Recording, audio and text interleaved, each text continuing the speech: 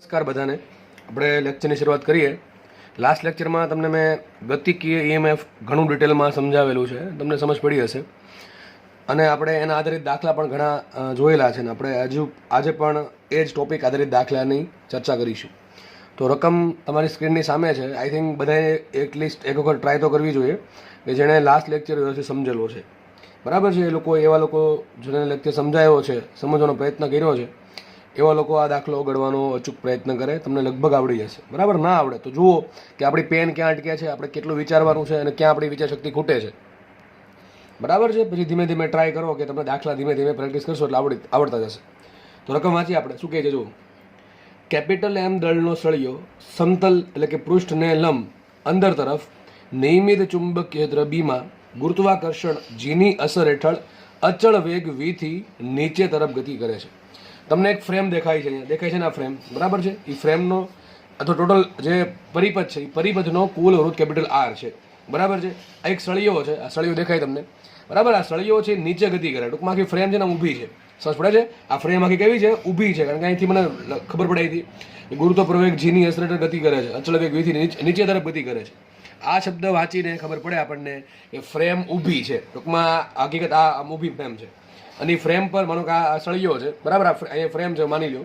આ ફ્રેમ પર સળિયો નીચે સરકીને જાય છે. કોની અસર હેઠળ જાય છે? જીની અસર હેઠળ જાય છે. પાછું કીધું એવું છે કે અચળ વેગથી વીથી જાય છે. આપણને તો મેં તમને એવું ભણાવ્યું છે કે કોઈ વસ્તુ જીની અસર હેઠળ ગતિ કરતી હોય તો ભાઈ એનો ગુરુત્વ પ્રવેગ જી જેટલો હોય, એનો પ્રવેગ જી જેટલો હોય, એનો વેગ અચળ ન હોય. બરાબર? પણ અહીંયા તો વેગ અચળ છે. મતલબ તો કંઈક એનો તમને હવે આઈડિયા આવવો જોઈએ. એનો મતલબ તો એમ થાય કે અહીંયા સળિયા પર નીચે કયું બળ લાગશે? એમજી બળ લાગશે. એનું દળ આપ્યું છે ચોખ્ખું, પહેલા લીટીમાં આપ્યું છે એમ દળ. જીની અસર હેઠળ ગતિ કરે તો ડેફિનેટલી નીચે તરફ બળ લાગશે એમજી. એમજી બળ લાગતું હોય અને સળિયો વી વેગથી અચળ વેગથી ગતિ કરતો હોય એવું પોસિબલ નથી. તો આનો મતલબ એમ થયો કે એમજીનો વિરોધ કરતું બળ, એમજી લાગે છે નીચે, તો એમજીનો વિરોધ કરતું બળ ઉપર તરફ લાગવું જોઈશે.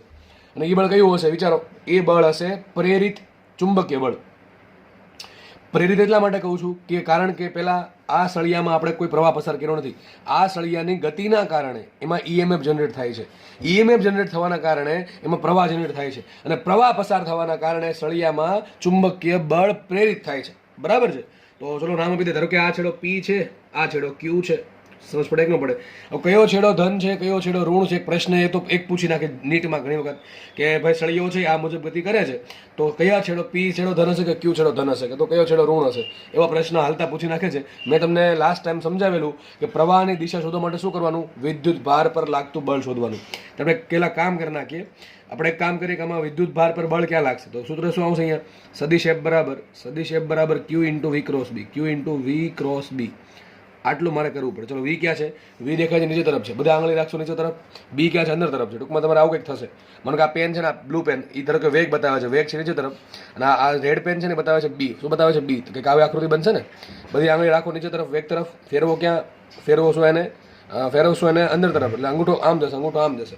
ટૂંકમાં ધન વિદ્યુત ભાર પર બળ લાગશે આ બાજુ અને રોડ પર બળ લાગશે આ બાજુ. હવે તો તમને આ બધી પ્રેક્ટિસ આવડવી જોઈએ. બરાબર છે? વી ક્યાં છે? વી છે નીચે તરફ, બી છે અંદર તરફ. તો બધી આંગળી રાખો અંદર નીચે તરફ, ફેરવો એને અંદર તરફ, અંગૂઠો આ બાજુ આવશે. ટૂંકમાં અંગૂઠો જશે રાઈટ સાઈડ તમારી જશે. બરાબર છે?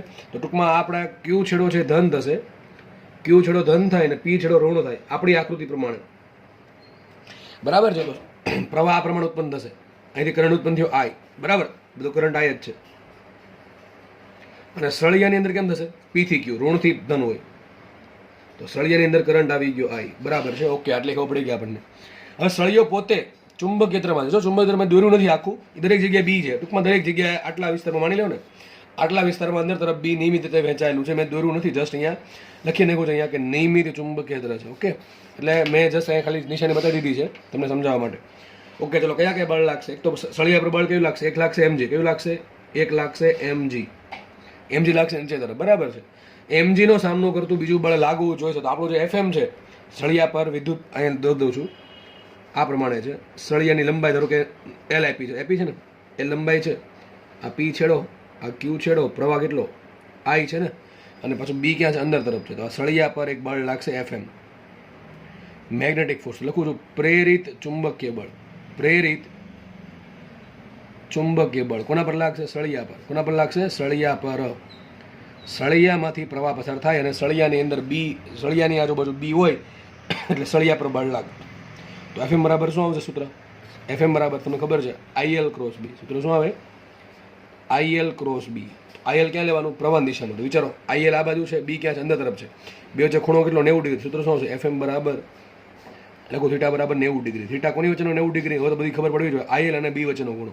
પછી જેનો ક્રોસ ગુણાકાર થાય એની વચ્ચેનો ખૂણો શોધવાનો. કોમન સેન્સ 11માં ધોરણવાળાને આવડતું છે એટલે. આઈએલ ક્રોસ બી. આઈએલ અને બી વચ્ચેનો ખૂણો. આઈએલ ક્યાં લેવાનું? પ્રવાહની દિશામાં આ બાજુ. બી ક્યાં લેવાનું? અંદર તરફ. બી અંદર તરફ તો અંદર તરફ લેવાનું. પ્રવાહ આમ છે, બી અંદર તરફ છે. બે વચ્ચે ખૂણો કેટલો? 90 ડિગ્રી. થીટા આવશે 90 ડિગ્રી. સૂત્ર શું આવશે અહીંયા? આઈએલ બી સાઇન 90. અરે ભાઈ ક્રોસ ગુણાકાર છૂટો પાડો. એ ક્રોસ બિન શું લખાય? એ બી સાઇન થીટા. બસ એ જ લખ્યું છે. આઈએલ ક્રોસ બિન શું લખાય? આઈએલ બી સાઇન થીટા. થીટા કેટલો? 90. તો માટે એફએમ કેટલો આવશે? એફએમ આવશે આઈએલ બી. આ મને મળી ગઈ વેલ્યુ એફએમની. એફએમ મળી ગયું. ચલો ક્યાં લાગશે એફએમ? એફએમ લાગશે કે એ શોધવાનું છે ને. તો આપણને એફએમની ડાયરેક્શન શોધવી પડશે. એફએમની ડાયરેક્શન મને મળવી જોઈએ ઉપર. મને ક્યાં મળવી જોઈએ? ઉપર મળવી જોઈએ. કારણ કે જો એમજી લાગે છે નીચે, એફએમ જો ભૂલથી નીચે લાગ્યું તો નીચે બે ટાઈપના બળ આવી ગયા, એમજી પ્લસ એફએમ. એના કારણે સળિયો તો ફટાફટ વેગથી ગતિ કરશે, તો વેગ અચળ નહીં જળવાય. બરાબર છે. તો અહીંયા આપણે એટલું તો કહી શકીએ કે ભાઈ સળિયા પર બળ ઉપર લાગવું જોઈએ. લાગવું જોઈએ, પ્રાણ નથી લગાડવાનું, લાગવું જોઈએ એમ કહું છું. બરાબર છે. તો આપણે ફાઇન્ડ કરીએ એફએમની ડાયરેક્શન. ચલો એફએમની ડાયરેક્શન ફાઇન્ડ કરવા માટે શું કરવું પડશે? આઈએલ ક્રોસ બી શોધવું પડે. આઈએલ ક્રોસ બી માટે શું કરવાનું? બધી આંગળી ક્યાં રાખશું? આઈએલ તરફ. માનો કે આ તમારો પેલો વાયર છે, બરાબર, સળિયો છે, એમાં કરંટ આ બાજુ જાય છે, એટલે આપણે બધી આંગળી રાખશું આઈએલ તરફ. બરાબર છે. બરાબર ને? બધી આંગળી ક્યાં રાખશું? આઈએલ તરફ રાખશું. પછી શું કરશું? એને ફેરવશું ક્યાં? અંદર તરફ. ક્યાં ફેરવશું? અંદર તરફ. બધી આંગળી રાખો આઈએલ તરફ, ફેરવો અંદર તરફ. અંગૂઠો જો ઉપર જશે તમારો. આમ કરવાનું છે. બધી આંગળી આઈએલ તરફ ફેરવશું અંદર તરફ, અંગૂઠો ઉપર જશે. અંગૂઠો ઉપર ગયો મતલબ કે એફએમ ક્યાં લાગશે? ઉપર લાગશે. તો દોરી દઉં છું, એફએમ લાગશે ઉપર તરફ. એવું હોય ને તો શરૂઆતમાં છે ને, શરૂઆતમાં તમે એક કામ કરજો. હવે હું તમને જ્યારે પીડીએફ આપીશ ત્યારે બધું ભેગું આવશે, બધું આમાં દોરેલું જ હશે. એક શરૂઆતમાં કામ કરજો, રકમ લખી અને શરૂઆતની આકૃતિનો સ્ક્રીનશોટ પાડી લેવો. શરૂઆતમાં જે લેક્ચર દાખલો સ્ટાર્ટ કર્યો ત્યારની, કારણ કે આમાં બધું મેં લખી નાખ્યું છે. તમને બધી વસ્તુ રકમમાં નહીં આપે. બરાબર છે. આકૃતિમાં ખાલી આટલું જ આપ્યું, જેટલું શરૂઆતમાં હતું એટલું જ આપ્યું છે. તો તમે જાતે તમે થોડુંક સ્ક્રીનશોટ પાડી લેજો, કારણ કે બધું મેં એમાં દર્શાવી દીધું છે. ઓકે. તો મને એફએમની ડાયરેક્શન મળી ગઈ ઉપર તરફ. નીચે બળ લાગે છે એમજી, અને ચોખ્ખું કીધું છે અહીંયા કે અચળ વેગ છે. અને હા બીજી વાત, ઘણી વખત શબ્દ આવો આપણે ટર્મિનલ વેગ શોધો. બરાબર. ટર્મિનલ વેગ એટલે કે અચળ વેગ. બરાબર છે. કેવો વેગ? અચળ વેગ. તો અચળ વેગ ક્યારે લખે? વિચારો, અચળ વેગ થવા માટે કન્ડિશન શું જરૂરી?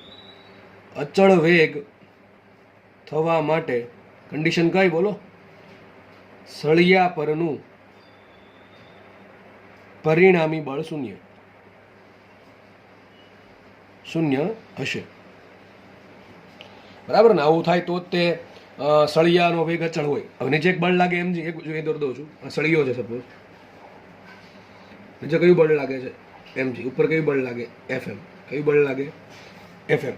બે બળ કેવા હોય? સમાન ને પરસ્પર વિરુદ્ધ દિશામાં હોય કે ન હોય? તો લખાય અહીંયા શું કન્ડિશન હોવી જોઈએ? એફએમ બરાબર એમજી. એફએમ બરાબર શું આવશે? આઈએલ બી બરાબર એમજી. વાત થઈ ગઈ પૂરી. શોધવાનું છે વેગ. પણ સર આમાં વેગ તો ક્યાંય આવ્યો જ નથી. આમાં ક્યાંય વેગ આવ્યો નથી, તો વેગ ક્યાંથી લેવા જશું?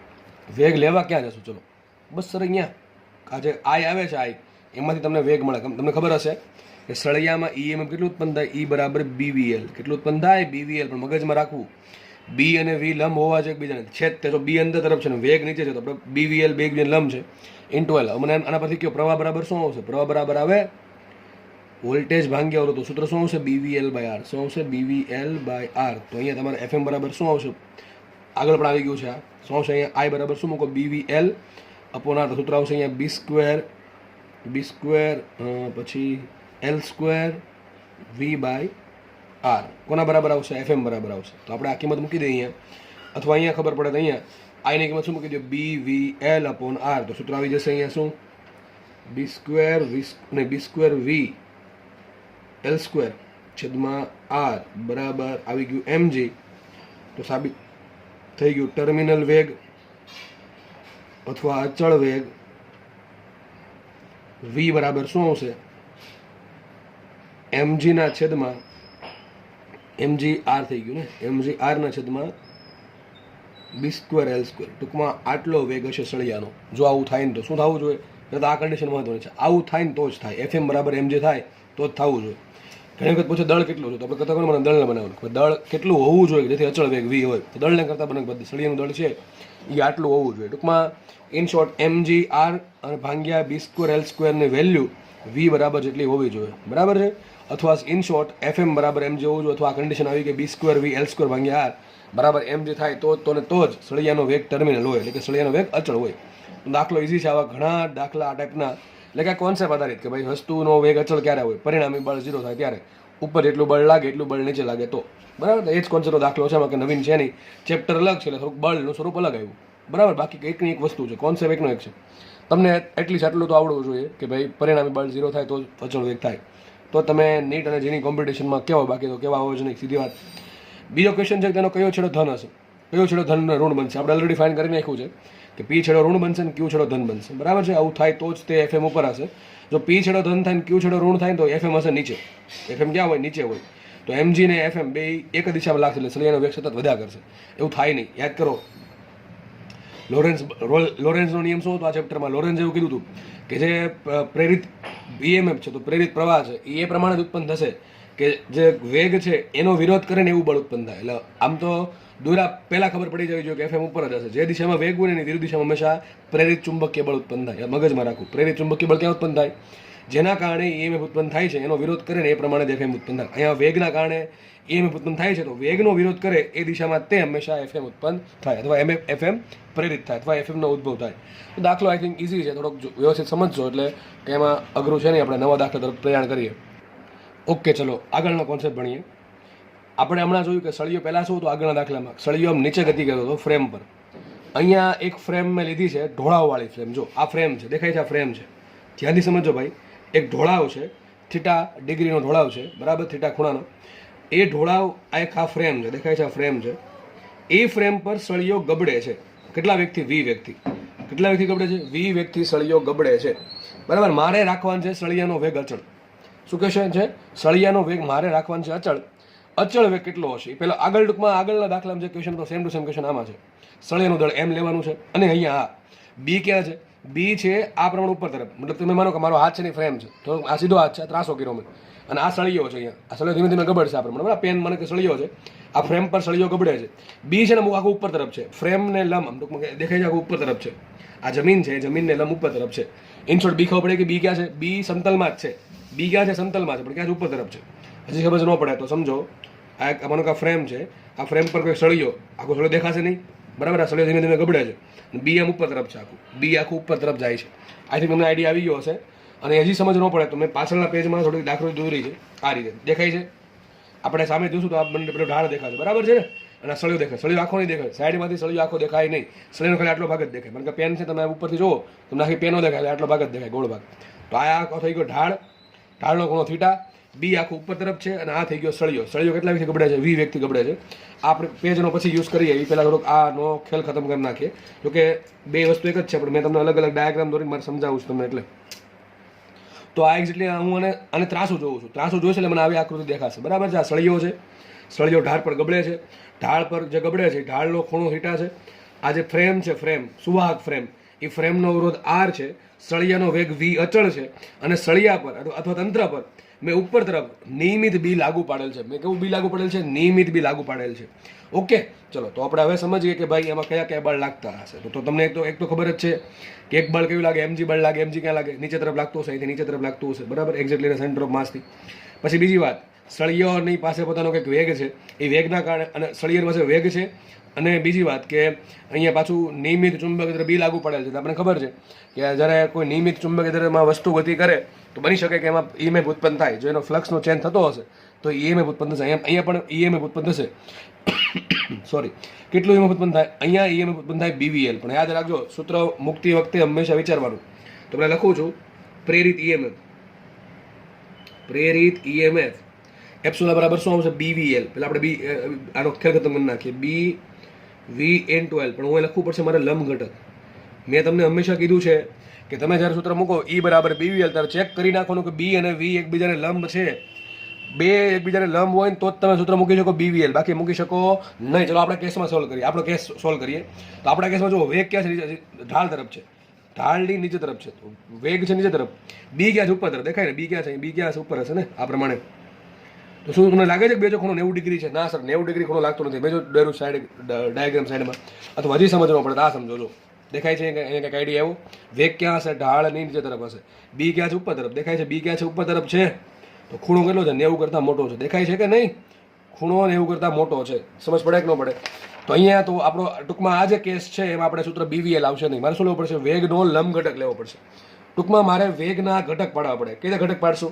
એક ઘટક પાડશું બીને લંબ, ને એક ઘટક પડશે ઓટોમેટિકલી બીને સમાંતર. ચલો તો દોરી છે આકૃતિ. આ આકૃતિ અહીં દોરી છે, બરાબર છે. તો ચલો અહીંયા ખૂણો ધારો કે કેટલો થીટા છે, તો થીટા ખૂણો અહીંયા આપ્યો છે, તો આમાં થીટા ખૂણો કયો હશે? આ ખૂણો થીટા હોય. કઈ રીતે વિચારો કઈ રીતે? જો બતાવી દો તમને. હું લાઈન દોરું આ પ્રમાણે, સમજાય?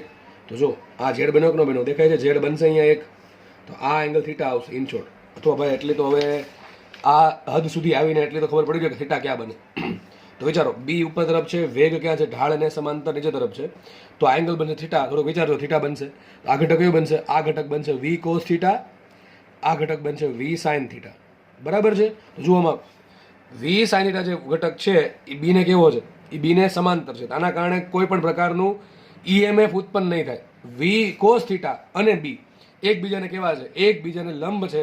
તો આ ઘટક એવો છે વેગનો કે જે EMF ઉત્પન્ન કરે. તો હવે હું આકૃતિ ખાલી આટલી દોરું છું. આકૃતિ મારા કામની આટલી થઈ ગઈ. મારા માટે કામની આકૃતિ આ જ છે. કઈ? એક તો આ ઘટક કયો? વી કોસ થીટા. આ છે ઉપર તરફ બી. ખબર પડે કે ન પડે? આટલું થશે.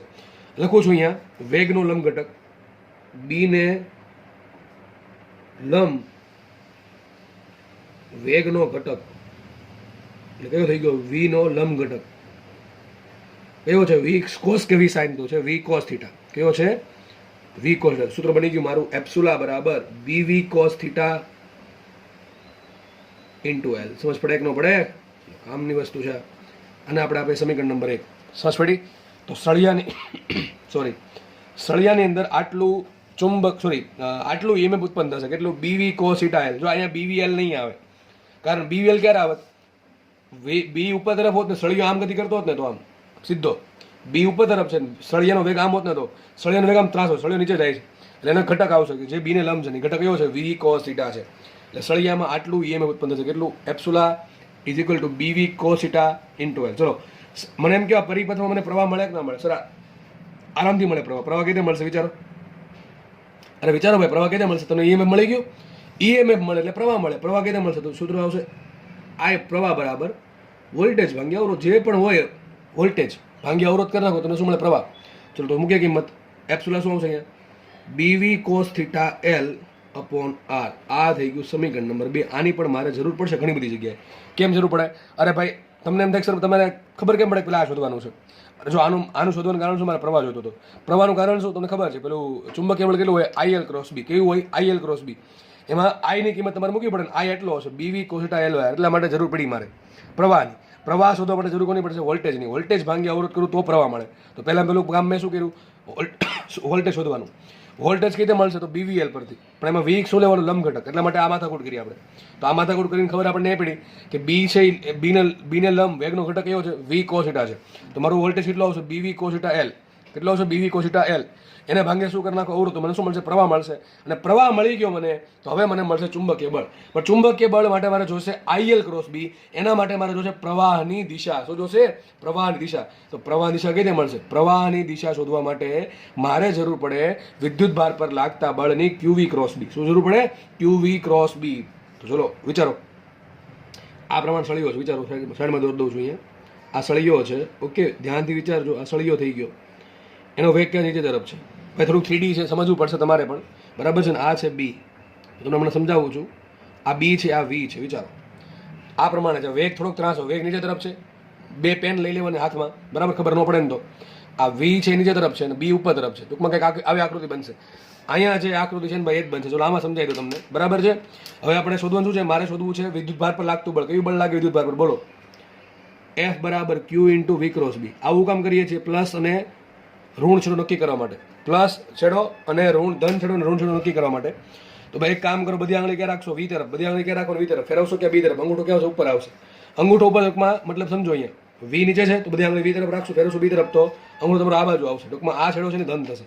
થોડુંક ટ્રાય કરો, ખબર પડી જશે ભાઈ. આ છેડો થશે ધન અને આ છેડો થશે ઋણ. અને પહેલી વાત, આ પેજની થોડુંક પહેલાં સ્ક્રીનશોટ પાડી લેવો, કારણ કે હું આકૃતિમાં ધીમે ધીમે વસ્તુ વધારતો જાઉં છું.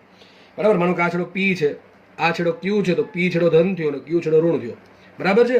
ચલો પ્રવાહ ક્યાં વહેશે? પ્રવાહ વહેશે આ રીતે. આ થઈ ગયો કરંટ આઈ. આ મને મળી ગઈ કરંટની ડાયરેક્શન. સળિયાની અંદર ક્યાં હશે? ઋણથી ધન. તો સળિયાની અંદર છે આ પ્રમાણે ઋણથી ધન. બરાબર છે. આ કરંટ છે, કરંટ આઈ. ઓકે, સમજ પડી ગઈ. તો પરિપથમાં આ પ્રમાણે કરંટ વહેશે. ઉપરથી જોઈશ તો મને લાગે કે વિષમગણી દિશામાં કરંટ ફ્લો થાય છે. સમજ પડે કે ન પડે? તો આટલી આઈડિયા તમને આવી ગયો. હજી કહું છું આ કઈ રીતે મેળવ્યું મેં? વી ક્રોસ બી કરીને. ચલો વી ક્યાં છે? નીચે તરફ છે. આ વી નીચે તરફ છે. બરાબર છે. બી ક્યાં છે? ઉપર તરફ છે. થોડુંક વિચારો જાતે, આવું બનાવજો આવું જાતે. બરાબર, બધી આંગળી ક્યાં રાખો? બી તરફ રાખો. ફેરવો ક્યાં? ઉપર બી તરફ. અંગૂઠો તમારો બહાર આવશે. અંગૂઠો બહાર આવ્યો મતલબ કે શું થાય? અંગૂઠો બહાર આવ્યો મતલબ એમ થાય કે ભાઈ જે સળિયો છે એનો પી છેડા તરફ ધન વિદ્યુત ભાર છે, પ્રોટોન, એના પર બળ લાગશે આ બાજુ. એટલે બધા ધન અહીંયા ભેગા થાય. એવું એક્ઝેક્ટલી ન હોય. મેં તમને લોજિક કીધું હતું. લોજિક શું એનું? કે મુક્ત ઇલેક્ટ્રોન પર જે બળ લાગશે ક્યાં? ધનની વિરુદ્ધમાં, એટલે ક્યુ છેડા તરફ. તો એના જે મુક્ત ઇલેક્ટ્રોન બધા હતા એ ક્યાં ભેગા થઈ ગયા? ક્યુ ભેગા થઈ ગયા. ક્યુ પર ભેગા થઈ ગયા. એટલે ક્યુ છેડો થઈ ગયો ઋણ. ધન છેડા પર એટલો ઋણ વિદ્યુત ભાર ખાલી થઈ ગયો, એટલે ત્યાં ધન વિદ્યુત ભાર વધી ગયો અને ધન વિદ્યુત ભાર અહીંયા થયો. આ લોજિક છે. પણ ચાલશે, આપણે એવું સમજો કે ભાઈ બધા પ્રોટોન અહીંયા ભેગા થાય છે. તો મને મળી ગયો સળિયાની અંદર પ્રવાહની દિશા. બરાબર છે. અને પરિપથમાં પ્રવાહની દિશા. ચલો, પ્રવાહની દિશા મને મળી ગઈ છે સળિયાની અંદર. તો વિચાર કરીને કહો, સળિયો જે છે બરાબર, એમાં પ્રવાહ કેવી રીતે વહે છે? આ રીતે વહે છે. વિચારો, આ થઈ ગયો સળિયામાં પ્રવાહ પી ક્યુ. બરાબર, ક્યુ થી પી. ક્યાંથી આવશે? ક્યુ થી પી આવશે. વિચારો, આવું વિચારો. આ માનો કે આ રેડ પેન્સિલ સળિયો છે. સળિયો આમ જ ગબડે છે ને? બરાબર, સળિયો આમ ગબડે, નીચે તરફ જાય છે. મને કે જે રેડ પેન્સિલની સળિયો છે, આ છેડો પી, આ છેડો ક્યુ. પ્રવાહ વહે છે ક્યુ થી પી. ક્યાંથી ક્યાં વહે છે? સળિયાનો આ છેડો પી છે ને આ છેડો ક્યુ છે. આમ પ્રવાહ વહે છે એમ માનો. બરાબર ને? આમ પ્રવાહ ક્યુ થી પી વહે છે. બી ક્યાં લાગુ પડે? હવે જો હું શું કરું છું, હવે ક્યાં સ્ટેજ પર જાઉં છું તમને કહી દઉં છું. હવે હું જાઉં છું ચુંબકીય બળ તરફ. ક્યાં જાઉં છું? ચુંબકીય બળ. કે સળિયામાં કેટલું ચુંબકીય બળ ઉત્પન્ન થાય છે. બરાબર છે. સળિયાનું ચુંબકીય બળ કેમ ઉત્પન્ન થાય? અને સળિયામાંથી પ્રવાહ પસાર થાય છે અને સળિયાને લાગુ પાડ્યું છે બી. બી ક્યાં લાગુ પડ્યું? ઉપર તરફ. ક્યાં લાગુ પડ્યું? ઉપર તરફ. બરાબર છે. આ બ્લુ પેન છે, માનો કે બી છે, ઉપર તરફ છે. વિચારો, આઈએલ ની દિશા આ બાજુ છે. બરાબર ને? દેખાય છે કે નહીં? આ ડાયરેક્શન થઈ ગઈ આઈએલ ની. એવું લાગે છે સાઈડમાં દોર દો.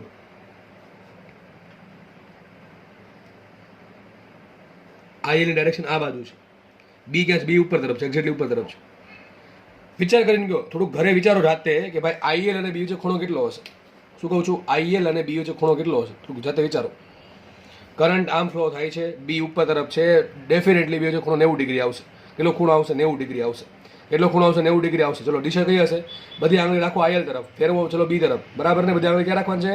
આઈએલ તરફ રાખવાની છે. ફેરવવાની છે બી તરફ. જાતે વિચારી જાઓ ક્યાં બળ આવશે. બળ આવશે આ બાજુ. આમ આવશે બળ. આટલું જાતે કરી જુઓ ભાઈ. આટલું તો એટલી જાતે કરો. બરાબર છે? આમ ફેરવો એટલે અંગૂઠો ઓટોમેટિક આમ જશે. બરાબર છે? તો બળ આવશે આ બાજુ. ટૂંકમાં એક કામ કરવું, અલગ પેજમાં દોરું કે શું કરવું? અહીંયા જગ્યા નથી, અહીંયા જ દોરવું પડશે. ચલો, બતાવી દઉં છું અહીંયા જ આમાં આમાં જ તે. તો એફએમ બરાબર શું આવશે?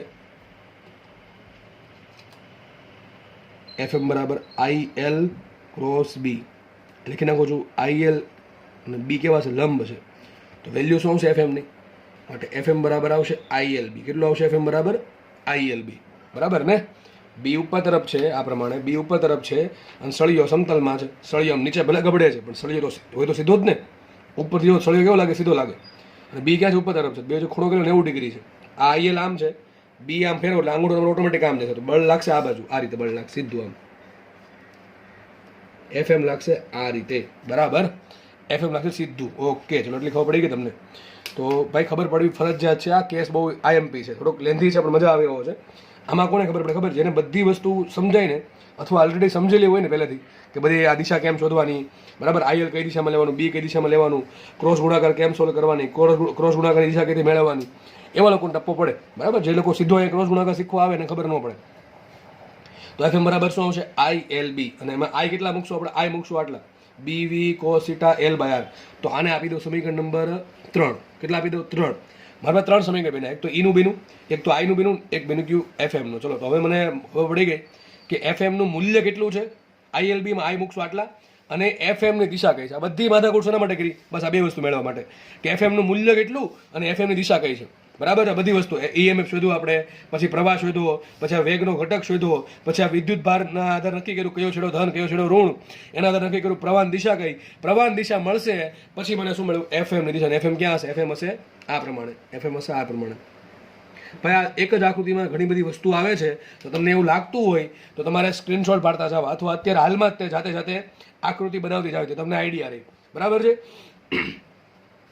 હવે એક કામ કરીએ, આ ડાયાગ્રામ તો મેં તમને સમજાવવા માટે દોરેલો છે, પાછળનો ડાયાગ્રામ છે એ આપણો એક્ઝેક્ટ ડાયાગ્રામ છે. બરાબર, ટૂંકમાં આપણે એમાં બધી વસ્તુ ધીમે ધીમે બતાવી દઈએ.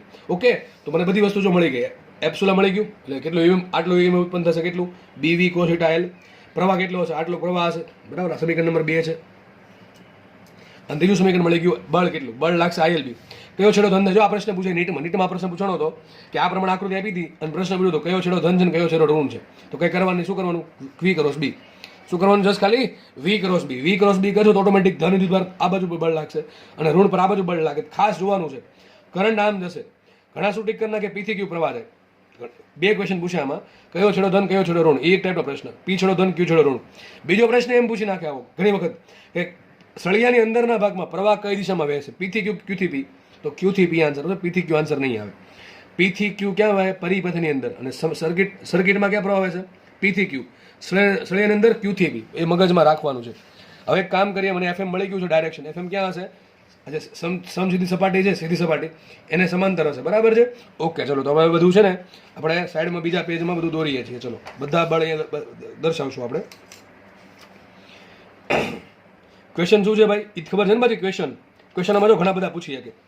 આમાં ક્વેશ્ચનનો પાર જ નથી એટલે મેં લખ્યા જ નથી ક્વેશ્ચન. ક્વેશ્ચન તમને પહેલા ક્વેશ્ચન આવો પૂછે કે ભાઈ ઈએમએફનું મૂલ્ય કેટલું, તો ઈએમએફનું મૂલ્ય આટલું. જો બધા પ્રશ્ન છે ભાઈ, દરેક તમને પ્રશ્ન પૂછી શકે. થીટા તમને આપી દે, બી આપી દે, વી આપી દે, એલ આપી દે, બધું આપી દે, પૂછે ઈ કેટલું, અથવા સિમ્પલ આ પ્રશ્ન પૂછે સંજ્ઞા સ્વરૂપે આ કેટલું, તો આટલું હશે બી વી કોસ થીટા એલ.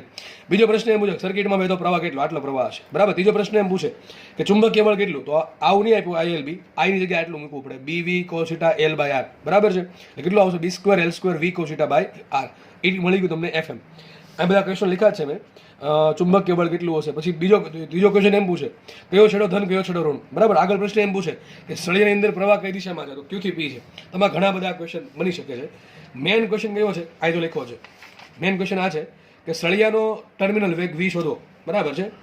અહીંયા ક્વેશ્ચન મેં એમ બનાવ્યો છે કે સળિયાનો અચળ વેગ વી જાળવી રાખવા માટે સળિયાનું દળ કેટલું છે. ટૂંકમાં સળિયાનું દળ આપણે શોધવાનું છે. ચલો એક કામ કરીએ, બધા બળ જેટલા ભાઈ લાગે છે એ બધા આપણે અહીંયા દર્શાવી દઉં છું. ઘર્ષણ બળ મેં લીધું નથી. ઘર્ષણ બળ લઉં તો કંઈ ફરક પડતો મને નથી. આરામથી એક બળ વધારાનું આવે, બીજું કંઈ વધારાનું આવે નહીં. હું તમને છેલ્લે આપણે કહી દઈશ કે ઘર્ષણ બળ શું કરવું પડે. ચલો પહેલાં આપણે એક કામ કરી નાખીએ. ઘર્ષણ બળ નથી એ માની લઈએ. શું નથી? ઘર્ષણ બળ નથી એમ માની દાખલો કરી લઈએ આપણે. હવે આપણે એક્ઝેક્ટ સામેથી જોશું. સળિયો મને આંખો નહીં દેખાય, ખાલી આટલો ભાગ જ દેખાશે. બરાબર છે. ચલો આપણે ધીમે ધીમે બળ બતાવી દઈએ. તો આ બળ કેવું લાગશે? અહીંયા બળ લાગશે એમજી. તમને ખબર છે એમજીને 2 ઘટક પડે. તો કે ભાઈ આ તો હવે બધાને આવડતું જ હશે. આ ઘટક કયો હોય? MG cos theta. આ તો ગણી થાય કે આપણે આ ઘટક કયો હશે? MG sine theta. તો નીચે તરફ એક બળ લાગે છે એમની સાઇન થીટા. બરાબર છે. ઉપર એક બળ લાગે, ઉપર એક બળ લાગશે લંબ બળ એન. કયું બળ લાગે? લંબ બળ એન. ચલો આ તો આપણે બેઝિક બળ છે. હવે સળિયો પોતે ગતિ કરે છે. સળિયા એક સર્કિટ કમ્પ્લીટ કરશે અને સળિયામાં ઈએમએફ ઉત્પન્ન થશે. ઈએમએફ ઉત્પન્ન થવાથી પ્રવાહ ઉત્પન્ન થશે અને પ્રવાહ ઉત્પન્ન થવાથી એક છેડો થશે ધન, એક છેડો થશે ઋણ. એ થવાથી શું થશે? એના પર સળિયા પર બળ લાગશે ચુંબકીય બળ. ચુંબકીય બળ ક્યાં છે? ચુંબકીય બળ આ બાજુ છે, અહીંયા છે, આ રીતે છે ચુંબકીય બળ. બરાબર છે. આ છે એફએમ. મારે એફએમના 2 ઘટક પડવા પડશે. વિચારો કયા કયા ઘટક પડશે? એક ઘટક પડશે સપાટીને સમાંતર. બરાબર ને? ઢાળના કેસમાં મોટા ભાગે ઘટક કીધે પડે, ઢાળને સમાંતર ને ઢાળને લંબ. તો એક આ ઘટક પડશે કે નહીં પડે? કોનો? એફએમનો. એક ઘટક અહીંયા પડે ને એક ઘટક અહીંયા પડશે. તમને ખબર છે ઘટક કીધે પડે? જેના ઘટક પડે એના વચ્ચે રાખવાનો. બરાબર છે. પછી 2 ઘટક લંબ રાખવાના અને ખૂણાની નજીકનો ઘટક કોસ, બીજો ઘટક સાઈન. ચલો દેખાય છે મને અહીંયા? જો આ ખૂણો થીટા છે, આ ખૂણો થીટા છે, તો આ ખૂણો થીટા જ દેખાય છે. દેખાય છે આ ખૂણો થીટા? ઢાળની જવું છે તો આ થઈ ગયો થીટા. તો વિચાર કરો આ ઘટક કયો હશે? આ ઘટક હશે એફએમ કોસ થીટા. આ ઘટક હશે એફએમ કોસ થીટા અને આ ઘટક હશે એફએમ સાઇન થીટા. કયો ઘટક હશે? FM sine theta. ઓકે, બધા બળ આવી ગયા છે. બધા બળને ખાલી બળ જ બતાવવા હોય તો અહીંયા મેં નીચે દર્શાવી દઉં છું આપણે આકૃતિમાં. ચલો તો નીચે કયા બળ લાગે છે? FM sine theta plus MG cos theta. તો એ બતાવી દઉં છું. ઉપર કયું બળ લાગ્યું? Number N. નીચે કયું બળ લાગે છે? નીચે બળ લાગે છે અહીંયા દૂર દઉં છું MG cos theta plus FM sine theta. બરાબર. આટલા બળ નીચે લાગ્યા. દેખાય ને? FM sin θ અને mg cos θ નીચે લાગે છે. હવે mg ભૂલી જવાનું છે, કારણ કેમ mg ભૂલી જવાનું છે, એના બે ઘટક આવી ગયા. FM પણ ભૂલી જવાનું છે, કારણ શું એના બે ઘટક આવી ગયા. ઓકે, લંબબળ એમ લાગ્યું. નીચે કયું બળ લાગશે? અહીંયા બળ લાગે છે કયું? mg sin θ. ઉપર કયું બળ લાગે છે? ઉપર બળ લાગે છે કયું? FM cos θ. દેખાય છે? FM cos θ. હવે તમને હિન્ટ આપું છું આમાં. જો ઘર્ષણ બળ પણ હોત, શું હોત? ઘર્ષણ બળ. તો ઘર્ષણ બળ ક્યાં લાગે? અહીંયા લાગે, સપાટીને સમાંતર આમ લાગે આમ, બરાબર છે? તો ઘર્ષણ બળ આવત શું? Small F. શું આવત? Small F. સ્મોલ એફ બરાબર શું આવત? મ્યુએસએન. શું આવત? મ્યુએસએન. એન કેટલા મૂકશો? એન મૂકશો આટલા, મ્યુએસ કાઉન્સમાં એન મૂકશો આટલા, mg cos θ plus FM sin θ, બરાબર છે? તો એ બળ આવત ક્યાં? ઉપર તરફ આવત. હવે શું કરવાનું છે? સળિયાનો વેગ કેવો છે? અચળ વેગ. તો લખું છું અહીંયા, અચળ વેગ v જાળવવા માટે શું થાય? શું થાય મતલબ બોલો? પરિણામી, એને કીધું સળિયાનો અચળ વેગ v જાળવી રાખવા માટે સળિયા પર શું થાય?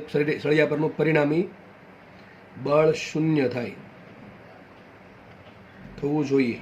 ઓકે, આવું થાય તો જ તે સળિયા પર પરિણામી બળ 0 થાય. ચલો તો વિચાર કરો ને, સીધી વાત છે. નીચે જેટલું બળ લાગતું હશે એટલું બળ ઉપર લાગતું છે. સાબિત શું થયું આના પરથી? સાબિત એવું થયું અહીંયાથી કે જે n છે એ શું છે?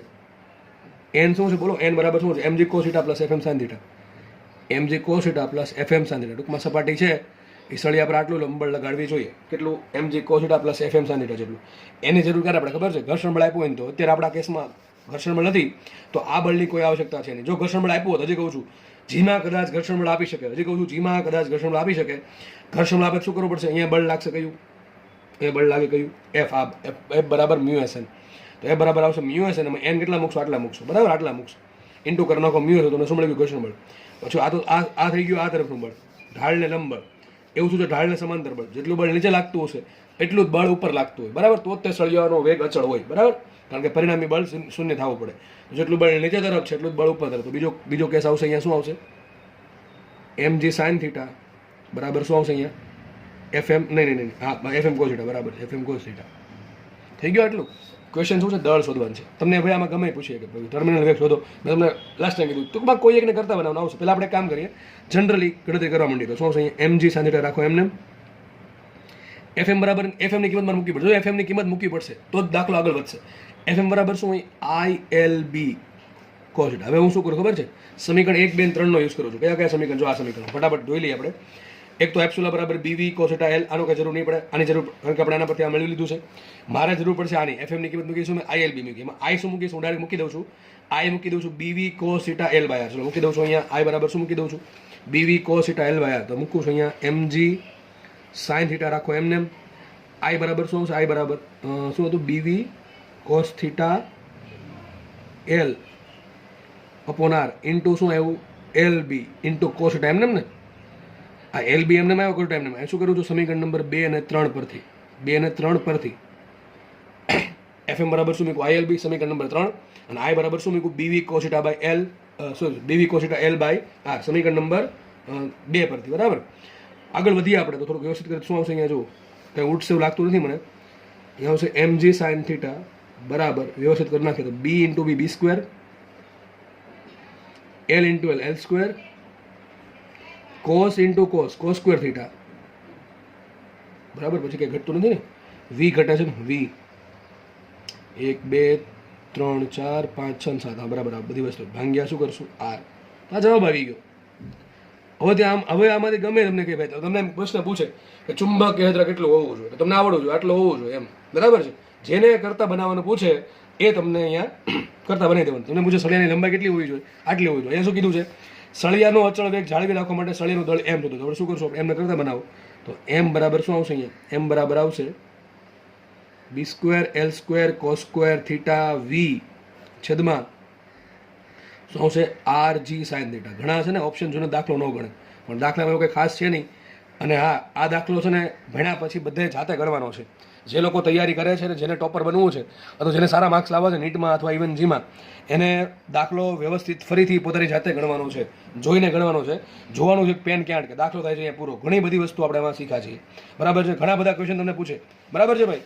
મેં બને એટલા બધા ક્વેશ્ચન આમાં લઈ લીધા છે કે સળિયામાં EMF કેટલો હશે, પ્રવાહ કેટલો હશે, સળિયામાં બળ કઈ દિશામાં લાગશે, સળિયાનો કયો છેડો ધન થાય, કયો છેડો ઋણ થાય, પરિપથમાં પ્રવાહ કઈ દિશામાં વહેશે, સળિયાની અંદર પ્રવાહ કઈ દિશામાં વહેશે, બરાબર? આ બધા પ્રશ્નો છે. પછી સળિયાનો વેગ અચળ જાળવી રાખવો હોય તો દળ કેટલું હોવું જોઈએ, લંબાઈ કેટલી હોવી જોઈએ, બી કેટલું હોવું જોઈએ, વી કેટલું હોવું જોઈએ, એ બધું પ્રશ્ન તમને પૂછે. હા, માનો કે આમાં ઘર્ષણ બળ આપ્યું છે. શું આપ્યું છે? ઘર્ષણ બળ. તો દાખલો કેવો થાય હું તમને ફટાફટ ગણીને બતાવી દઉં છું કે બરાબર છે. ચલો જુઓ, ઘર્ષણ બળ જો આપ્યું તો શું થાત વિચારો, ફટાફટ દોરીશ. બરાબર, હું હિન્ટ જ આપીશ ખાલી. અહીંયા બળ કેવી લાગે? mg cos theta plus fm sin theta. આ તો બરોબર બેઠું રહેશે. અહીંયા બળ લાગશે કયું? લંબબળ n. અહીંયા બળ લાગશે કયું?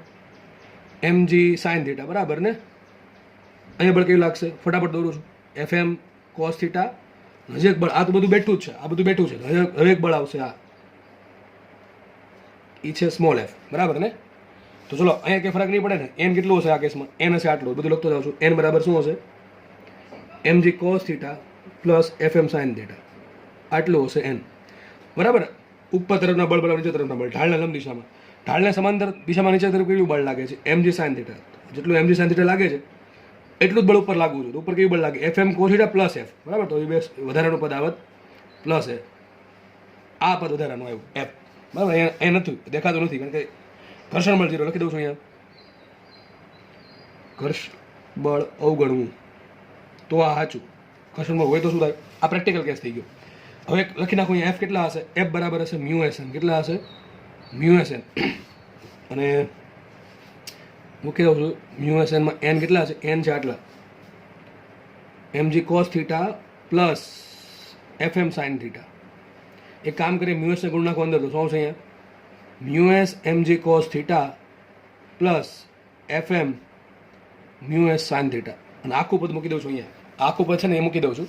તો સૂત્ર અહીંયા આવશે mg sin થીટા બરાબર fm cos theta plus f બરાબર શું આવ્યું? f બરાબર આવે એટલું mu s mg cos theta plus fm mu s sin theta. બરાબર ને? આવું આવશે.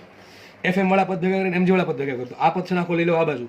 એમાંથી કોમન કાઢું mg તો આવશે અહીંયા mg કૌંસમાં sin theta minus mu s cos theta ને. હા બરાબર. આ પદ આખો આમ લઉં છું. બરાબર. શું આવશે? આમાંથી કોમન કાઢું છું fm. એથી કોમન કાઢી નાખો fm ને fm બરાબર fm કૌંસમાં શું આવશે અહીંયા? cos theta plus mu S sin theta. હવે fm બરાબર શું મૂકું છું? fm બરાબર મૂકું છું આ fm બરાબર મૂકું છું ilb. બરાબર ને? સમીકરણ નંબર 3. અને પાછું i શું હતું? b v cos theta l by r into પાછું lb કરીશ. lb કરી એટલે b સ્ક્વેર l સ્ક્વેર આવશે કે નહીં આવે? બરાબર. આવું થઈ જશે કે નહીં થઈ જાય? ઓકે. એ કિંમત મૂકી દઉં છું અહીંયા. અને આપણે કરતા કોને બનાવીએ? એમને કરતા બનાવી દઈશું. છેલ્લે જવાબ આવો આવશે. m બરાબર અહીંયા આવશે b square l square cos theta v છેદમાં r. બરાબર ને? fm બરાબર શું મૂક્યું? b square l square cos theta v by r into આ પદ આખું કયું? cos theta plus mu S sin theta. બરાબર. આગળનું પદ એમને r છેદમાં એમને રાખો. બાકી શું આવશે? આખું પદ નીચે કયું પદ? આ sin theta minus mu s cos theta. આવો જવાબ તમારો આવે. વિચિત્ર છે પણ જવાબ છે ભાઈ. બરાબર. તો આ તમને આવડવું જોઈએ. આ બધું તમને આવડવું જોઈએ. કદાચ મેં ન કરાવ્યું તો તમારામાંથી ઘણા લોકોને આવડવું જોઈએ આ વસ્તુ, જે લોકો તૈયારી કરે છે ને. બરાબર છે. તો આ તમારો જવાબ આવો હોવો જોઈએ. કદાચ એમાં ઉતરણમાં કંઈ ભૂલ કરી હોય તો સુધાર નાખજો. જો કે લગભગ તમને કંઈ લાગતું નથી. અથવા જો તમે આમાં મ્યુએસ બરાબર 0 મૂકી દો તો તમારો જવાબ આવો આવી જવો જોઈએ. ચલો ચેક કરી લઈએ આપણે. આમાં મ્યુએસ 0 મૂકી દો. મ્યુએસ મતલબ 0 મતલબ ઘર્ષણ બળ નથી. તો એક તો આ પદ ઉડી જશે. છેદમાં શું વધશે? r sin થીટા વધે છે. અને હા જી વધશે ને. જો આ ભૂલ પડી. જી છેદમાં રહેવાનું ભૂલી ગયા. જી તો બરાબર ને? મ્યુએસ 0 મૂકી દો તો શું વધશે? r sin theta. બરાબર. એ તો બરાબર આવી ગયું. ઉપર આમાં અહીંયા મ્યુએસ 0 મૂકો શું છે? આ પદ 0 થઈ જશે. શું છે? ખાલી cos theta. cos into cos square. બરાબર છે. તો આ જવાબ આવશે તમારો આવો. આ જવાબ ક્યારે આવશે? આપણે ગણી નાખવું. તમારે ગણી નાખવું. ઘર્ષણ બળ હોય તો ઘર્ષણ બળ હોય તો જવાબ આ આવશે. ઘર્ષણ બળ નહીં હોય તો જવાબ આ આવશે. બરાબર છે. આ લગભગ આ પૂછશે તમને. નક્કી નથી પછી કાંઈ જીમાં કે નક્કી નહીં ભાઈ. આ પણ પૂછી લાગે તો તમને દાખલો આવડો. જો દાખલો સારો છે, મજા આવે દાખલો છે, મજા આવે. જો ગણતરીમાં તકલીફ પડતી ન હોય ને, કોન્સેપ્ટ ખબર હોય ને, તો બાકી તો ઊંઘ જ આવે દાખલો જોઈને. બરાબર. આગળ વધીએ આપણે. ઓકે ચલો આપણે આગળ વધીએ. નેક્સ્ટ દાખલો સોલ્વ કરીએ. નેક્સ્ટ દાખલો સારો છે, ઇઝી છે, પણ IMP છે. બરાબર. શું કહે છે? રકમ વાંચીએ આપણે. આકૃતિમાં દર્શાવ્યા મુજબ કેપિટલ R ત્રિજ્યાની રિંગ I પ્રવાહ ધારિત અનંત લંબાઈના સળિયાથી અથવા તારથી L અંતરે છે. અહીં L is very very greater then R. દેખાય છે તમને? શું કહે છે? એક તાર છે, એ તાર છે અનંત લંબાઈનો, એ તારમાંથી આઈ જેટલો પ્રવાહ પસાર થાય છે, બરાબર છે. આ તારમાંથી આઈ જેટલો પ્રવાહ પસાર થાય છે અને આ તારથી એલ અંતર એક રિંગ છે, દેખાય આટલું અંતર એલ છે, આથી લઈને અહીંયાથી લઈને અહીં સુધી અંતર કેટલું એલ છે. રિંગના સેન્ટરથી તારનું જે લંબાઈ છે લંબ અંતર એલ આપ્યું છે. રિંગની ત્રિજ્યા આર છે. મેં કીધું એવું છે કે આજે રિંગ છે ને એ બહુ જ નાની છે. રિંગ કેવી છે? બહુ નાની. કોની કમ્પેરિઝનમાં? એલની કમ્પેરિઝનમાં. ટૂંકમાં જો લખ્યું છે L is very very greater than R. ટૂંકમાં માનો ને કે ભાઈ તમારા ઘરે તાર છે અને કામ નથી એક રિંગ પડી છે, સમજવા માટે જસ્ટ ખાલી એક્ઝામ્પલ આપ્યું છે. તો રિંગ છે એની જે ત્રિજ્યા છે એ બહુ નાની છે. કોની સરખામણીમાં? અંતર એલની સરખામણીમાં. મતલબ કે તાર પર બેઠેલા વ્યક્તિને આ રિંગ નહીં લાગે, બિંદુ લાગશે. શું લાગશે? બિંદુ લાગશે. સીધી વાત છે ને ભાઈ. બહુ ઘણી બધી વસ્તુ છે, ઘણી દૂર છે, એટલે એ નાનકડું બિંદુ પદાર્થ લાગશે, ભલે રિંગ લાગશે, રિંગ હોય, બરાબર. આગળ વાંચીએ. રિંગ સળિયા તરફ વી વેગથી ગતિ કરે છે. આ જે રિંગ છે એ સ્થિર નથી. શું કરે છે? સળિયા તરફ વી વેગથી ગતિ કરે છે. તો સળિયાથી એલ અંતરે હોય જ્યારે રિંગ સળિયાથી એલ અંતરે હોય ત્યારે રિંગમાં ઉદ્ભવતું ઈએમએફ શોધો અથવા રિંગમાં પ્રેરિત ઈએમએફ શોધો. ચલો તો ક્વેશ્ચન આપણે સોલ્વ કરીએ. ક્યાંથી દાખલો કરશું બોલો? સૂત્ર ડાયરેક્ટ મૂકતા નહીં, બીવીએલ ડાયરેક્ટ બીવીએલ મૂકવું નહીં, બરાબર છે. ઓકે, તો આપણે એકદમ બેઝિકથી દાખલો સ્ટાર્ટ કરીએ. બેઝિક શું હતું? ફ્લક્સ શોધો, ફ્લક્સનો ફેરફાર શોધો એટલે ઈએમએફ મળી જાય. તો આપણે સ્ટાર્ટ કરીએ. ફ્લક્સ કોનું? ફ્લક્સ રિંગનું ને ભાઈ. કોનામાં ઈએમએફ શોધવાનું છે? રિંગમાં. જેમાં તમારે ઈએમએફ શોધવાનું હોય એમાં ફ્લક્સ શોધવાનું. શું છે ફ્લક્સમાં? રિંગની અંદર ફ્લક્સ કેટલું હોય? કોઈ પણ અંદર ફ્લક્સ કેટલું હોય? એન બી એ કોસ થીટા. આ ચાર પદ સોલ્વ કરવા પડે. ચલો, રિંગ તો એક જ છે, એક જ આંટો છે, લખતા જોશો અહીંયા એન બરાબર 1. ભાઈ રિંગના આંટા એક જ આપ્યા, એક જ ગૂંચળું છે રિંગનું. ટૂંકમાં ખાલી રિંગની જ વાત કરી છે. એમ કીધું તમારે રિંગમાં 500 ગૂંચળા, તો આપણે 500 લેતા, એક નથી એક લેશું, બરાબર છે. બી કોણ ઉત્પન્ન કરે? વિચાર કરો, બી ક્યાંથી આવશે? બી તો મેં અલગથી પ્રોવાઈડ કર્યું નથી. બી કોણ ઉત્પન્ન કરશે? વિચારો. બી ઉત્પન્ન કોણ કરશે? એવું તો નહીં કે રિંગની આજુબાજુ ચુંબકીય ક્ષેત્ર છે. ના ભાઈ ના, એવું કે કીધું જ નથી. ચુંબકીય ક્ષેત્રની વાતામાં ક્યાં આવી જ નથી. તો રિંગમાં જ્યાં સુધી ચુંબકીય ક્ષેત્ર નહીં હોય રિંગની આજુબાજુ, ત્યાં સુધીમાં ફ્લક્સ પણ નહીં હોય. હવે દાખલો આપણને પૂછો કે ઈએમએફ શોધો, તો 100% એમાં ફ્લક્સ તો હશે, ફ્લક્સનો ફેરફાર હશે, બરાબર છે. તો હવે આપણે વિચારવું એ પડે કે રિંગમાં ચુંબકીય ક્ષેત્ર બી ક્યાંથી આવશે. અરે ભાઈ, આ સળિયો દેખાય છે કે નહીં? સળિયામાં પ્રવાહ છે કે નહીં? આ સળિયાના પ્રવાહના કારણે એલ અંતરે ચુંબક ક્ષેત્ર ઉત્પન્ન થાય કે યાદ કરો. Chapter number 4. ચેપ્ટર 4 શું કીધું? યાદ કરો. ચેપ્ટર 4 અનંત લંબાઈના. પહેલા એક કામ કરજો, તમે છે ને દાખલો જુઓ ને ત્યારે એક સ્ક્રીનશોટ પાડી લેજો ભાઈ, બરાબર. રકમ નો ખાલી, બરાબર. કારણ કે હું જ્યારે પીડીએફ તમને આપીશ ત્યારે બધું ભેગું હશે, દાખલો ગણેલો હશે એમાં. એટલે એક મારી વિનંતી છે કે એક સ્ક્રીનશોટ પાડી લેજો, બરાબર છે. અનંત લંબાઈના તારના લીધે વાય અંતરે ચુંબકીય ક્ષેત્ર, ભાઈ બેઝિક છે તો ખબર હશે ને, બી બરાબર μ0I/2πy. યાદ છે કે નહીં? μ0I/2πy. તો આ બી કોણ ઉત્પન્ન કરશે? બી ઉત્પન્ન કરશે સળિયો. કોણ ઉત્પન્ન કરશે? સળિયો ઉત્પન્ન કરશે. વિચારો, હવે સળિયા વડે જે બી ઉત્પન્ન થાય કોના પર ડિપેન્ડ કરે? બે વસ્તુ પર ડિપેન્ડ કરે, પ્રવાહ પર ને વાય પર. વાય શું છે? સળિયાથી જે બિંદુ તમારે જે બિંદુએ બી શોધવું હોય એ બિંદુનું લંબ અંતર. વિચારો, જો બિંદુનું અંતર અલગ અલગ હોય તો બી અલગ અલગ હોય. જેમ કે જો આ બિંદુ બી અલગ હશે, આ બિંદુ બી અલગ હશે, આ બિંદુ બી અલગ હશે. વિચારો, રિંગનો આ છેડો છે ત્યાં પણ બી અલગ હોય, રિંગનો આ છેડો છે ત્યાં પણ બી અલગ હોય. કારણ શું? આ ડિસ્ટન્સના કારણે. પણ અહીંયા રકમમાં એક કન્ડિશન કીધી છે. શું છે? L is very very greater than R. તો આ કેસમાં એલની કિંમત આર કરતાં ઘણી મોટી છે. એટલે હું એવું માનીશ કે આ રિંગ કેવી છે? સળિયા માટે બિંદુ છે. ટૂંકમાં બહુ જ નાની છે.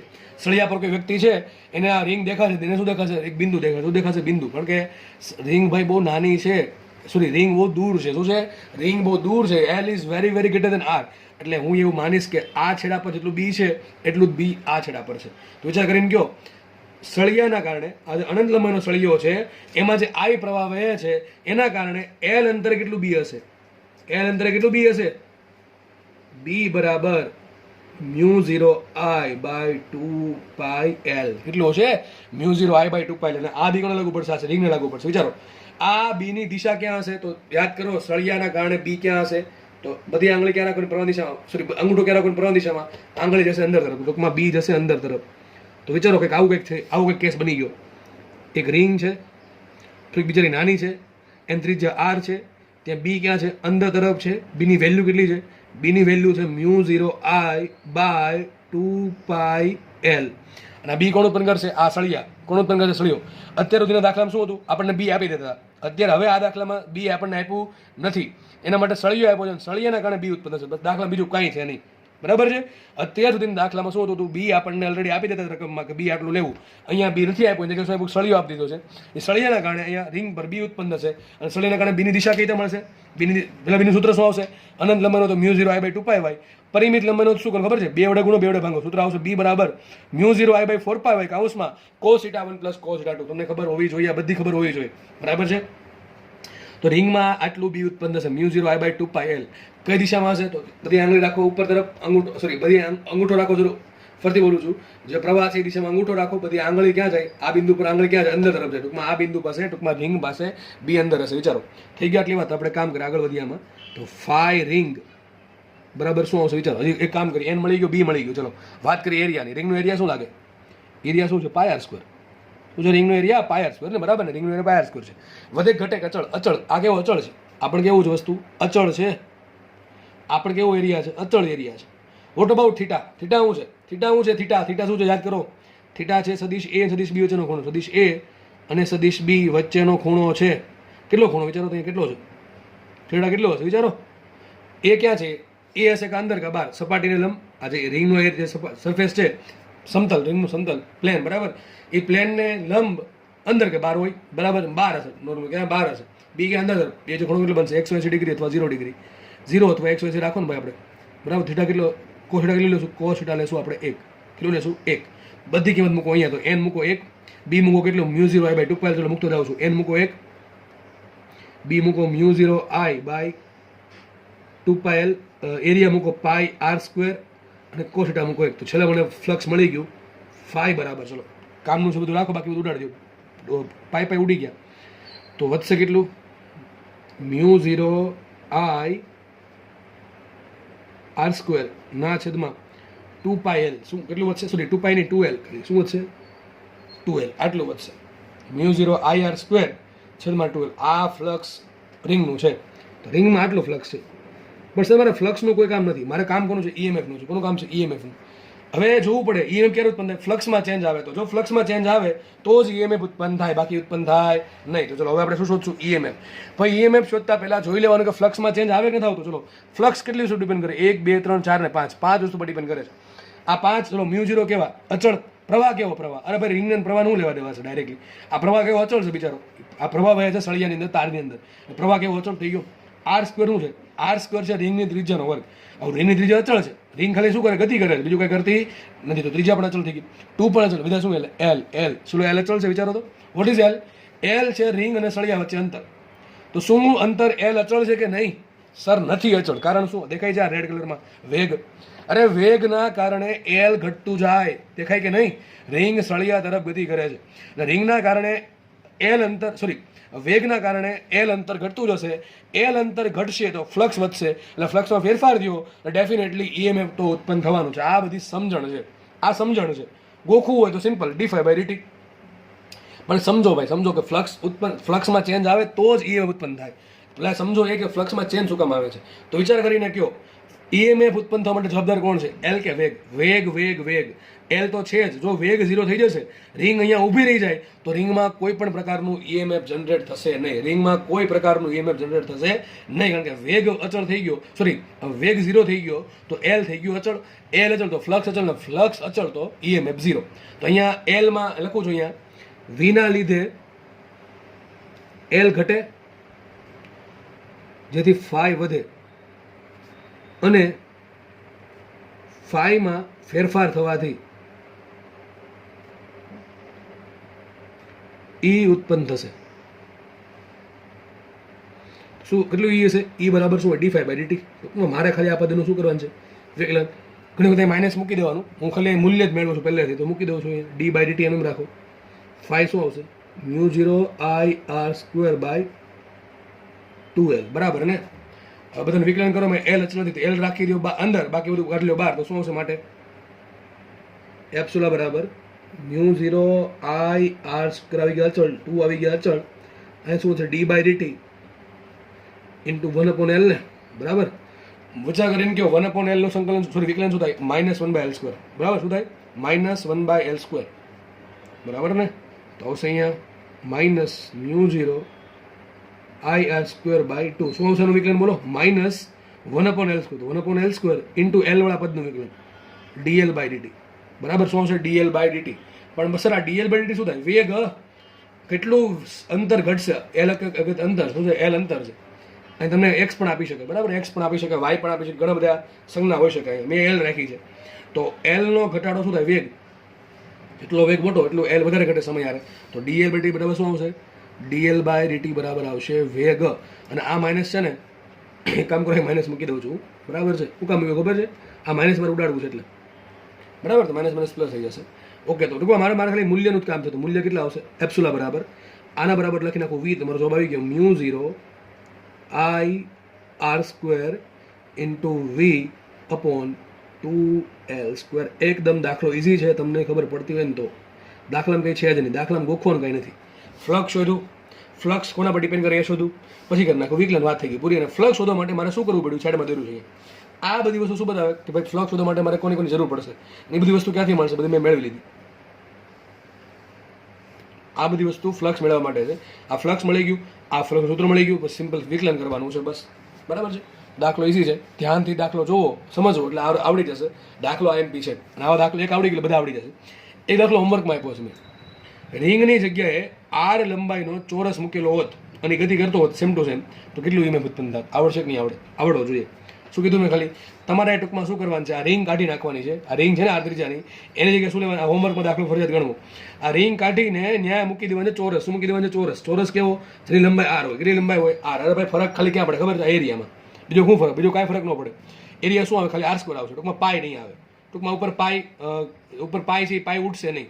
તો ઇન શોર્ટ નીચે પાય વધશે, સીધો ખાલી પાય આવશે બસ. બીજું કાંઈ ફરક નહીં પડે. જાતે ટ્રાય કરવી બરાબર છે. દાખલો તમને આવો પૂછે કે એક ચોરસ ટુકડો છે જેની લંબાઈ આર છે, એ વી વેગથી સળિયા તરફ ગતિ કરે છે. આ સળિયાથી આ ચોરસ ટુકડાની અંદર એલ છે, L is very very greater than R છે. તો આ જે ચોરસ છે એમાં પ્રેરિત થતું ઈએમએફ કેટલું હશે? બસ આટલું. દાખલો સાથે ગણજો બરાબર. તમને આવડી જાય દાખલો, સમજી લો કે ભાઈ તમને કોન્સેપ્ટ આવડી ગયો છે. અને ડાયરેક્ટ કોપી નથી મારવાની આમાંથી, એ જાતે આખું વિચારવાનું છે. દાખલો આખો જાતે વિચારવાનું છે બરાબર છે. કે માનો કે આ દાખલો તમારો જીમાં અથવા નીટની પરીક્ષામાં સામે આવી ગયો તો શું? જો કે ગુજકેટમાં તો આવું નહીં પૂછે બરાબર છે, તો શું કરશો એમ? ઓકે, ચલો. તો અહીંયા દાખલો થાય છે પૂરો. અહીંયા હવે તમારામાંથી ઘણાને ક્વેશ્ચન હતો સર પેલી રિંગ છે એ આપણે ધાર્યું હતું બહુ નાની છે, નાની ન હોય તો શું કરવાનું? ચલો દાખલો આવી ગયો સામે તમારી. જો એ દાખલો બનાવ્યો છે મારી, તમે જો કંઈક બનાવ્યું છે. શું છે?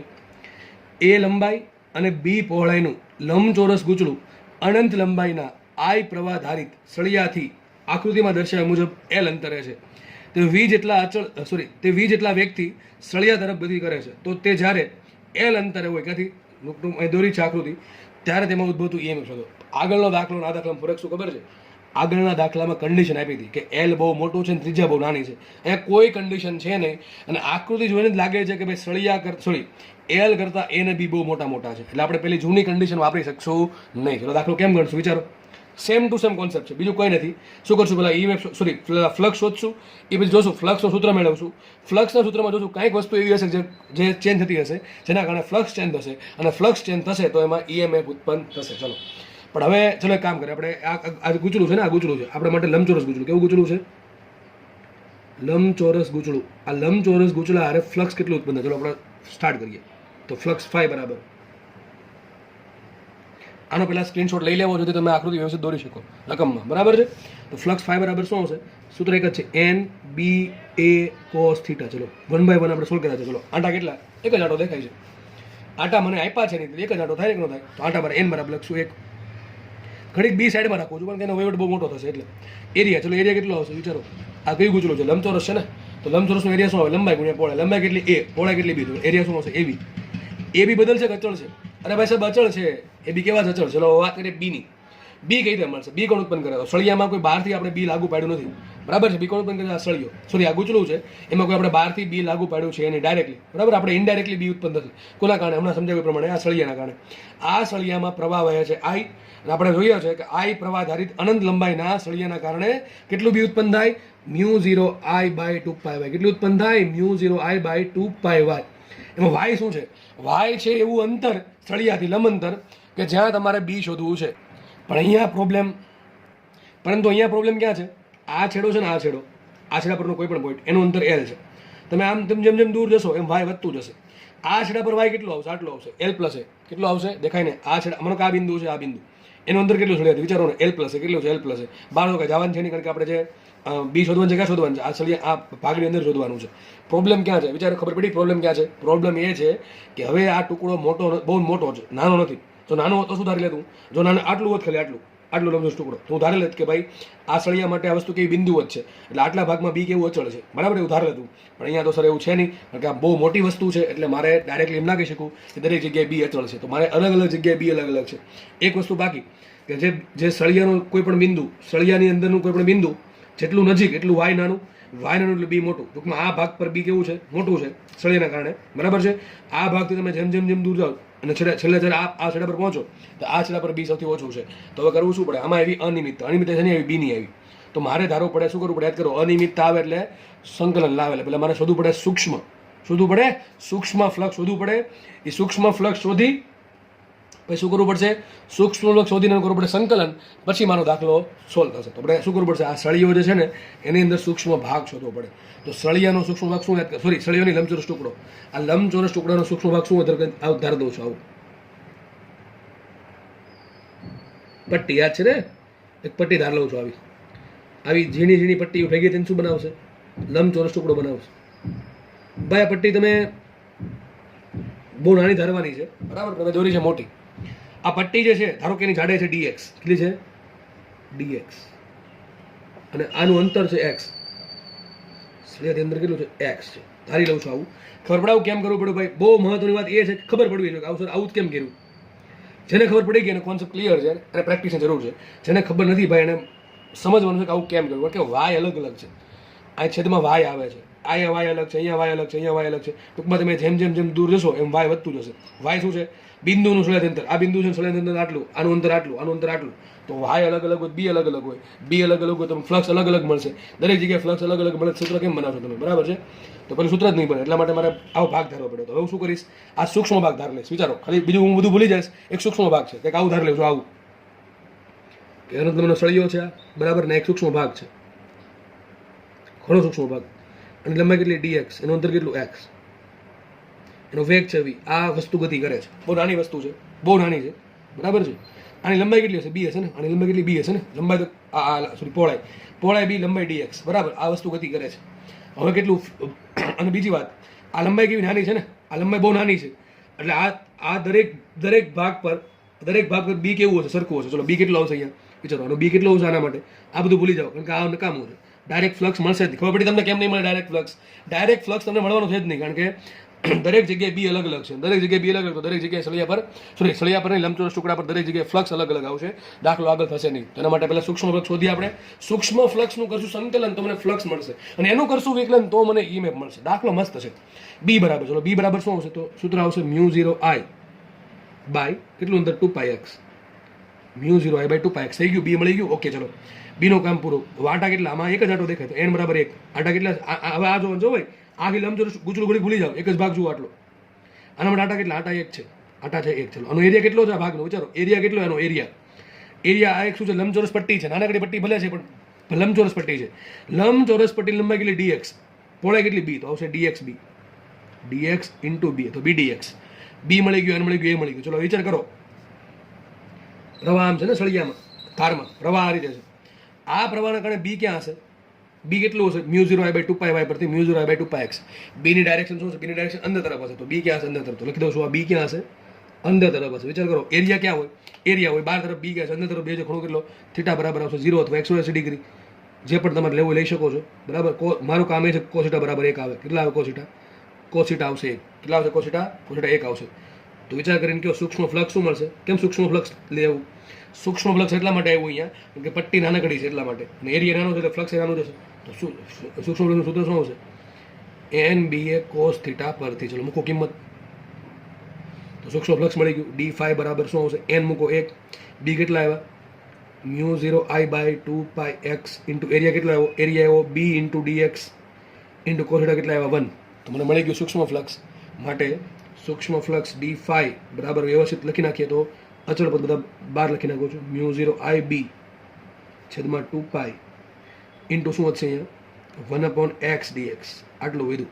આ આપી દઉં સમીકરણ નંબર 1. અલગ પેજમાં દાખલો ગણવો હોય તો મને સૂક્ષ્મ ફ્લક્સ મેળવ.